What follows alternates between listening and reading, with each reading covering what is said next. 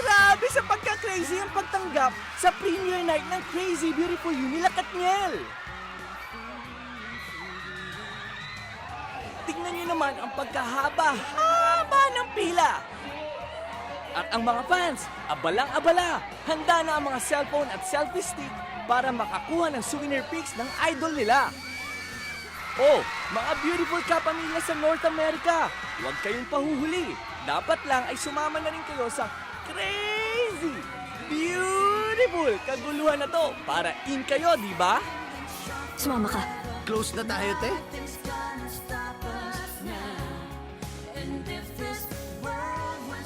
Kaya naman, balik tanaw muna tayo ng konti. Silipin muna natin ang nakaraang kilig scenes ng King and Queen of Hearts nang magkaroon sila ng special exclusive interviews sa Balitang Amerika kamakailan. Smile, ha? Smile! Oh, handa na ba kayong kiligin? Heto na si Catherine Bernardo at si Daniel Padilla. Siyempre, nung una nahihiya ako. Dahil, siyempre, Mara Clara. Grabe kaya kasikatan ni Catherine. Grabe kasikatan ng Mara Clara nun. E di hiyang-hiya ako ngayon. Kasi sikat na sikat si Catherine Bernardo nun. Sinasabi niya siya, pero suplado siya. Hindi, nahihiya lang talaga. Hala, Suplado siya sa akin. Tapos, nahihiya din ako sa kanya. Nahihiya din siya, so nagkakahayaan kami. Shy type pala pareho itong sila Katniel. Nung auditions ba tawag nun? Sa Goosey. Go-see yun. Yun yung nagpapag-go-see para sa growing up nga na show para sa love team niya. Parang dinikit-dikit kami kay Catherine. Siyempre wala akong nasabi, nahihiya lang ako. Mahal kita. First time pa lang kitang makita. Crush na kita. Hindi ako nagsalita nun. Pero kung alam mo lang, muntik ko na sabihin sa'yo na mahal din kita. Good night. Hindi kami nag-usap nun eh. Tsaka kahit nung workshop na hindi pa rin kami nag-usap. Mag-isa lang ako dun sa corner. Baka crush Hindi niya naman ako nun. No? Nahiya siya sa akin. No! Crush mo ba siya na? Hindi. Hindi po.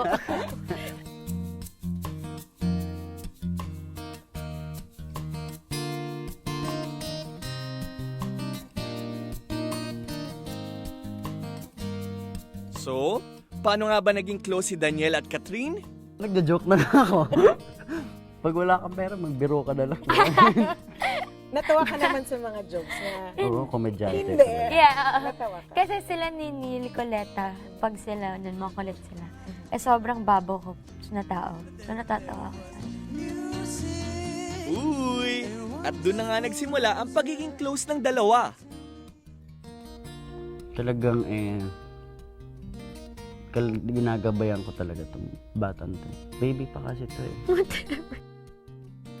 Basta super importante naman si DJ sa akin. Tapos, concern ako sa kanya, concern ako sa mga ginagawa niya, concern ako sa mga trip niya, ganun. Kasi ayaw ko siyang maging kung ano lang, syempre. Maging ano? Maging ano, loko-loko.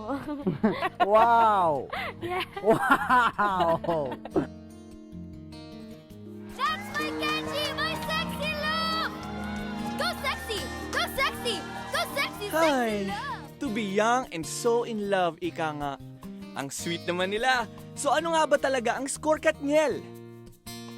Basta maging masaya na lang tayo sa mga nakikita natin at sa mga nararamdaman. Huwag na nating Yeah, di naman kailangan Huwag na mong magtanong. lagyan Dahil ng tanong. label or something. Basta importante, we care about each other and they enjoy ang message sa akin.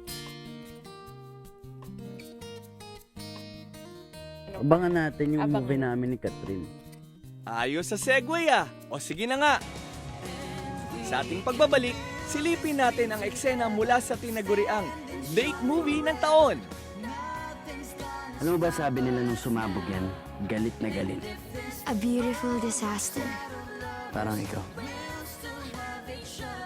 Kasama na rin ang ilang behind the scenes ng sineng Crazy Beautiful You. Buong Pilipinas in love na sa kanila. It's crazy, it's beautiful, and you should watch it. sobrang nakakakilig. Especially si DJ, lahat talaga ng mga eksena niya, nakaka-relate ako. Actually, yung favorite scene ko, every time maglalapit sila. Ayun talaga, hindi ko mapigilan. Oh my gosh.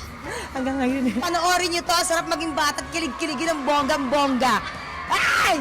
Sarap pa in love! Crazy Beautiful You opens March 6 in theaters across the US and Canada.